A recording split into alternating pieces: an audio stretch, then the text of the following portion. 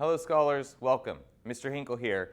We are talking about benthic environments, the bottom of the ocean where benthos, bottom-dwelling organisms live, and one of the locations they can live is in sediment-covered shores or coastlines that are covered with a lot of sand that leads to unique adaptations. So we're going into examples of some of these organisms and using a couple organisms to provide an explanation of these unique adaptations. So we have a coastline, there's sand on the beach, that sand on the beach goes down into the tidal zone. The substrate is formed of sediments, which leads to a very specific type of benthic life called infauna. You can think of this as the organisms live in the sand with special adaptations for this. This also gives us unique habitats of sediment-covered shores, including sandy beaches, salt marshes, and mudflats, which we'll touch briefly here at the end of today's lecture. So we have organisms like the mud crab that can crawl along, but then also burrow down into the subsurface. And burrowing provides stability of environment. Because there is no stable or fixed surface, the sediments can move. They can be washed out to shore from a big storm, or low gentle water can deposit more sediment on the beach. So most organisms on sandy beaches live inside of the sediments. Sandy beaches contain a large amount of sand, and that sand is moved around and transported by tides and waves. Now, tides are going to create an intertidal zonation. Just like benthic communities on rocky shores, we have different organisms that have adapted to supertidal, high tide, middle tide, low tide, subtidal, above the tide, within the tides, below the tides, with unique adaptations to these dynamic environments. This is the name of the game for benthic, or actually for all life on Earth. All life on Earth adapts to the environmental pressures that are placed upon it in order to survive. It's called natural selection, which leads to change through time, the theory of evolution, and we get to observe this here when we analyze benthic communities. So I'm not going to draw this one on the board, but I'll use this diagram to highlight it. With the highest high tide, the lowest low tide, the highest low tide, the lowest low tide, in between is the middle tide. These are our subtidal zones with different types of species. Here on the supertidal, above high tide, we have beach hoppers and ghost crabs. They come up here, they live most of their life, they can burrow into the sand above the high tide. Ghost shrimp are living in the high tide zone. Examples of middle tide are bristle worms. Low tide, we've got a greater diversity happening here. Clams, sand crabs, lugworms, sand stars, ice cream cone worms.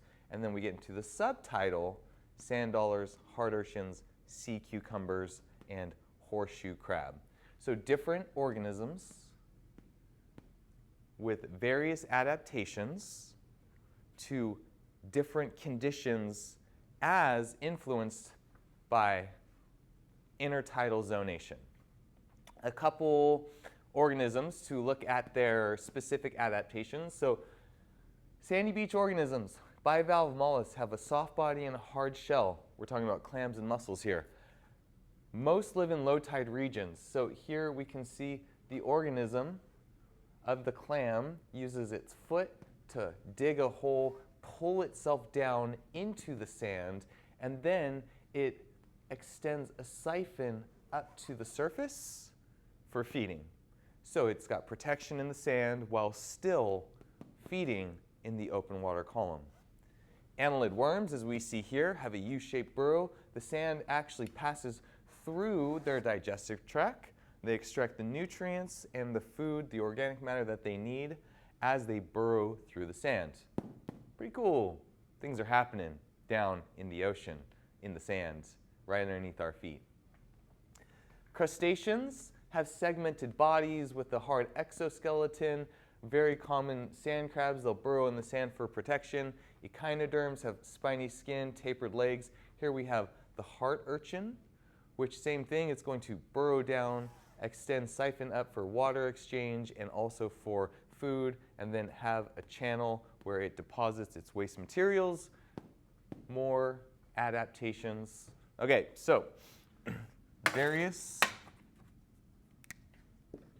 let's write a note. Adaptations for burrowing and feeding and protection. Now we have environments that are going to, sorry about that, that is an N, whoop, and that is an M. Environments that are going to be based on the topography of the coastline and the size of sediments that are available. Mudflats or tidal flats are coastal wetlands in intertidal areas where the sediment has been deposited by tides or rivers, here giving us common species such as eelgrass, turtlegrass, bivalve mollusks, and fiddler crabs, which are awesome. Look at this thing. It's got one big claw, like a violin or a fiddle. Pretty cool. Salt marshes, where we have the mixture of salt water and fresh water that leads to its own types of unique adaptations for organisms that are able to withstand various amounts of salinity in the water. Hundreds of kinds of invertebrates, lots of crabs, snails, mussels, worms. It goes on and on and on. And, oh, I guess these are our two examples. We also have sandy beaches, which would be our third, which we kind of went over with our intertidal zonation. So in thinking about benthic communities, we have biodiversity that occurs because organisms adapt to the conditions available.